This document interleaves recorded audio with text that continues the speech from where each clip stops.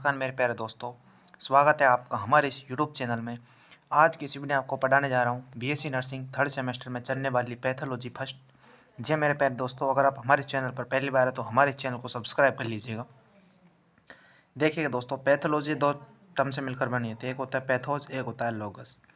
Pathos का मतलब होता है सफरिंग, जिस भी डिजीज हम सफ़र कर रहे हैं, और लोगस का मतलब होता है स्टडी। जी हाँ मेरे प्यारे दोस्तों, तो इसकी सिंपल सी डेफिनेशन है स्टडी ऑफ डिजीज़। एंड दोस्तों दूसरी इसकी डेफिनेशन है study of change in structure and function of the body in disease. जब हमको डिजीज आती है तो हमारी बॉडी में जो स्ट्रक्चर एंड फंक्शन चेंज होते हैं, इसको हम पैथोलॉजी कहते हैं।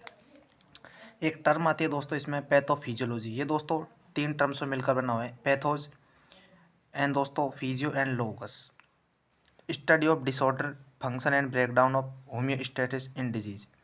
जब हमको शरीर में डिजीज़ हो जाती है तो हमारा जो मेंटेनेंस है होम्योस्टेसिस दो दोस्तों वो ब्रेक डाउन हो जाता है, इसको हम पैथोफिजियोलॉजी कहते हैं।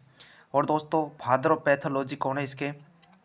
Rudolf Karl वारकाउ। जी मेरे पास दोस्तों, हेल्थ किसे कहते हैं कि दोस्तों एक कंडीशन जब एक पर्सन ने कंप्लीट अकॉर्डिंग विथ सराउंडिंग बिल्कुल अच्छा हो, यानी कि आप WHO की इधर परिभाषा लिख सकते हो इधर कि इसमें दे रखा है कि एक कंडीशन जब person complete according with the अपने आसपास के सराउंडिंग को उसके अकॉर्डिंग बिल्कुल कंप्लीट रूप से सही हो तो उसको हम हेल्थ कहेंगे। डिजीज़ क्या है दोस्तों कि लॉस ऑफ ईजेज यानी कंफर्ट ऑफ द बॉडी। इसमें दोस्तों ईजेज का मतलब होता है कंफर्ट। जब हमारा कंफर्ट जोन है वो लॉस हो जाता है तो हम इसको डिजीज़ कहते हैं। जी मेरे प्यारे दोस्तों, अब दोस्तों इसमें कुछ कॉमन टर्म्स आती हैं पैथोफिजियोलॉजी में। जी मेरे प्यारे दोस्तों, तो इसके अब कुछ टर्म्स हैं पैथोलॉजी की। पेशेंट, इन टर्म्स के बिना पैथोलॉजी नहीं पढ़ सकते, ये मैं आपको दावे के साथ कह सकता हूँ। पेशेंट किसे कहते हैं दोस्तों? पर्सन अफेक्टेड बाय डिजीज़, जो पर्सन है वो अफेक्टेड है डिजीज से, उसको हम पेशेंट कहेंगे। लीजन किसे कहते हैं दोस्तों? कि characteristic change in tissue and sales produce by दोस्तों डिजीज़। जब हमारे बॉडी में टिश्यू एंड सेल दोस्तों चेंज उनका करेक्टर्स बदल जाता है और दोस्तों हमको डिजीज़ प्रोड्यूस होती है तो उनको लीजन कहते हैं। ईटियोलॉजी क्या है दोस्तों? जिसके कारण हमको डिजीज़ हुई यानी कॉजेज ऑफ डिजीज। पैथोजेनेसिस क्या है दोस्तों? Origination and development of disease. जिस भी चीज़ से हमको ये डिजीज़ ओरिजिनेट हुई यानी डेवलप हुई है यानी उत्पन्न हुई है, इसको हम कहते हैं पैथोजेनेसिस। एक कहता है दोस्तों डायग्नोसिस, जिसमें दोस्तों डायग्नोसिस का ये साइन होता है इसमें कि process of identification of disease. जब हम किसी भी डिजीज़ को प्रोसेस को हम आइडेंटिफिकेशन करते हैं तो हम इसको डायग्नोसिस कहते हैं। एक आता है दोस्तों प्रोजेनेसिस किसे कहते हैं, यानी prediction of causes of the disease and दोस्तों ट्रीटमेंट रिजल्ट। जी मेरे प्यारे दोस्तों, अब आते हैं दोस्तों इसमें एक टर्म से ट्रीटमेंट किसे कहते हैं। दोस्तों इसमें एक टर्म आती है प्रिवेंशन किसे कहते हैं?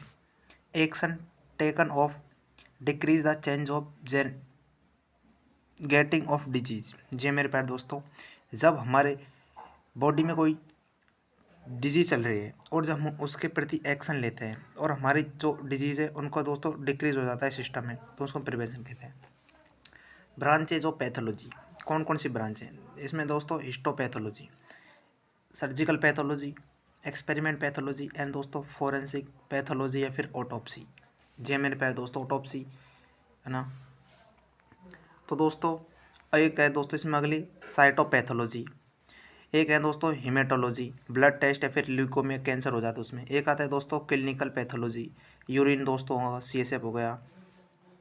जी हाँ मेरे प्यारे दोस्तों, एक है दोस्तों इसमें क्लिनिकल बायोकेमिस्ट्री, यानी कि हम एंजाइम से रिलेटेड पढ़ेंगे उसमें।